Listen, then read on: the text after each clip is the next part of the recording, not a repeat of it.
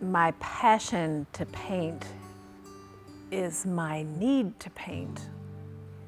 My responsibility to answer what I now know as an adult is a calling. It's something that I felt as a child, but I couldn't name that, and I avoided it for a long time. And I didn't have the opportunity, I wasn't exposed to painting until later in life. But I think that it's my responsibility to convey in visual terms something that's deep inside of me. It's an offering. I need not know what it means to anybody else, to you, but that it's an offering, that I'm becoming a vessel. It is part of my inward journey, and then my responsibility to paint is my outward journey. I grew up in southern Indiana and wanted to paint, wanted to be an artist, felt called and close to nature, but I didn't understand what that meant at that time. And I didn't have the exposure to the art world until I went to college. And I would pass by the studio art classes, which is where I wanted to be, heading to broadcast film. And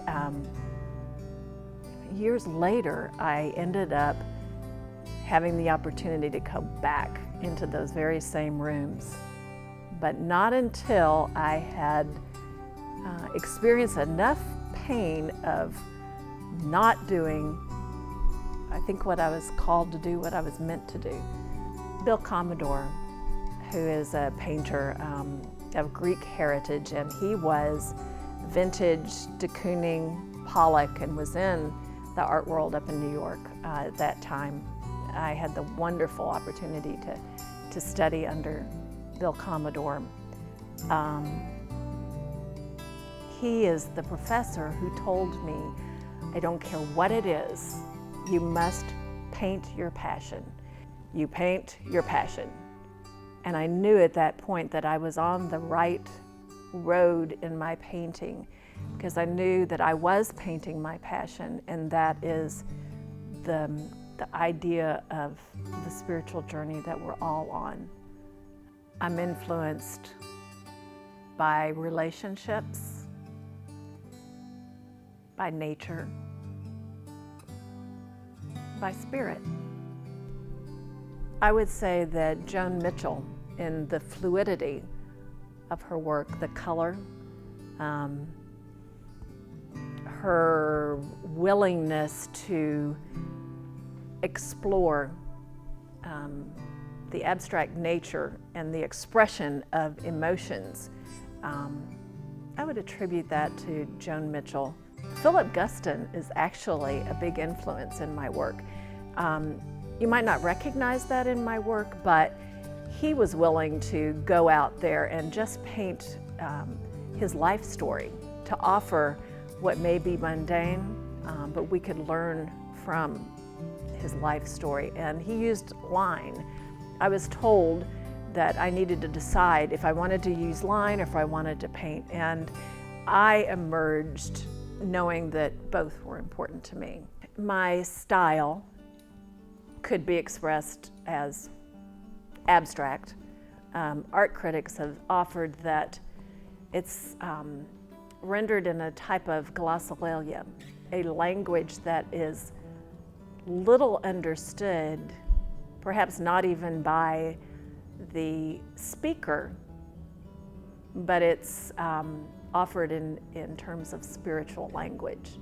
I'm very uncomfortable that anyone would suggest that my art is religious art, because that connotes, in these times, a closed attitude. I do believe, though, that it is spirit-filled, and I will say that it is faith-based. Some people, when viewing my work, need to recognize something within that painting.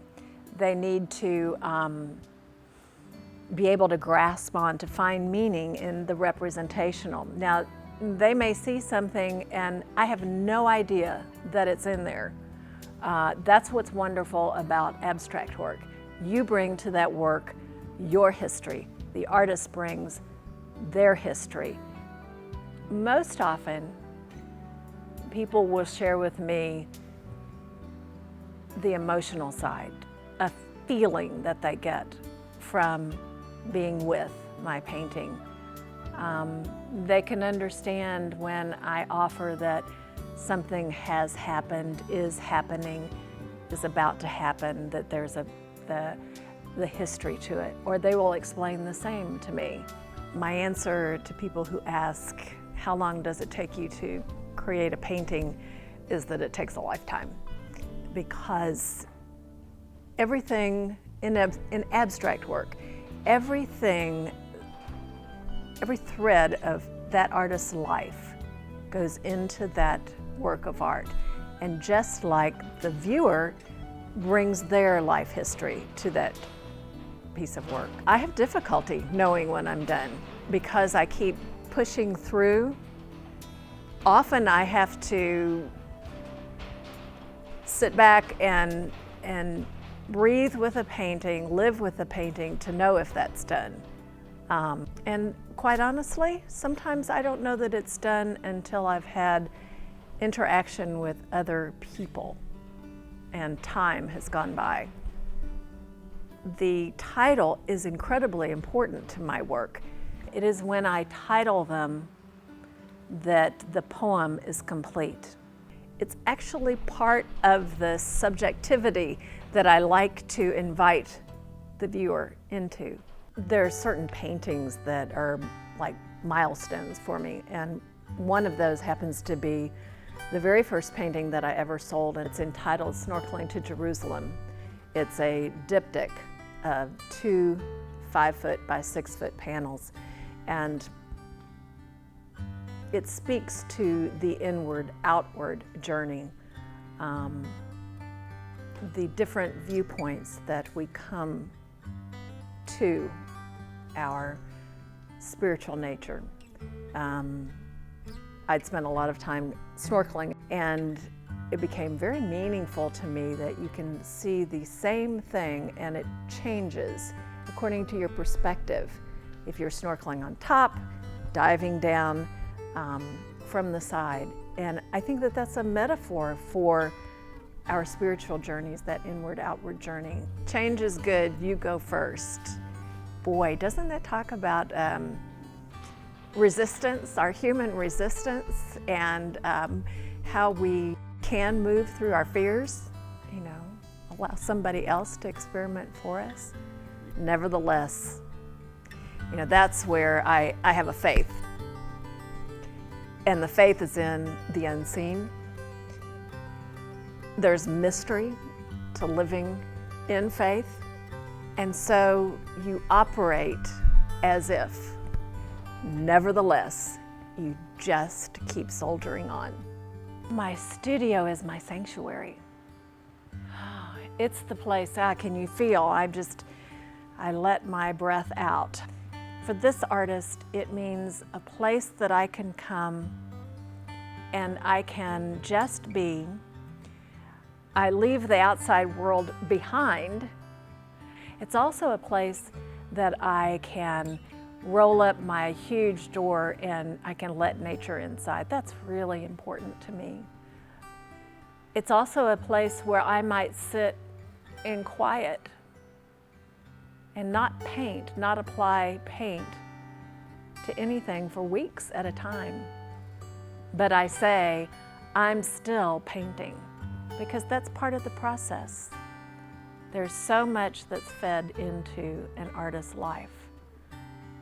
My studio is like a second home. It's a living space. It's a place where I can be me.